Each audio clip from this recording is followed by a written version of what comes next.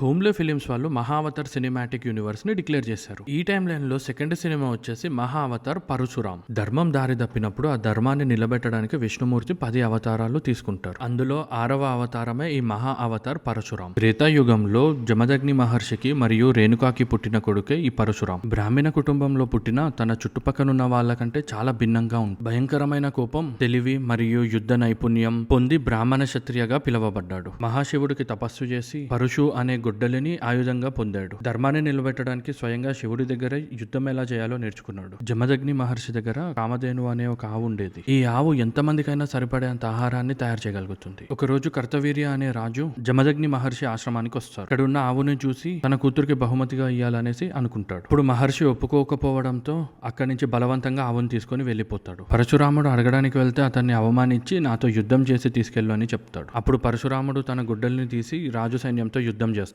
అలాగే ఆ రాజుని చంపేస్తాడు. అప్పుడు ఆ రాజు వాళ్ళ కొడుకు పరశురాముడు లేని టైంలో జమదగ్ని తల నరికేస్తాడు. అప్పుడు పరశురాముడికి కోపం వచ్చి అన్యాయం చేసే క్షత్రియ రాజులని 21 సార్లు యుద్ధం చేసి చంపేస్తాడు. ఈ స్టోరీ లైన్ ని కవర్ చేస్తూ ఇంటెన్స్ ఫైట్ తోటి ఈ సినిమా ఉండొచ్చు. వీడియో నచ్చితే ఒక లైక్ కొట్టే మామ. ఇలాంటి వీడియోలు ఇంకా చూడాలనుకుంటే MORE అని కమెంట్ చేసే మామ. సబ్స్క్రైబ్ చేయ మామ.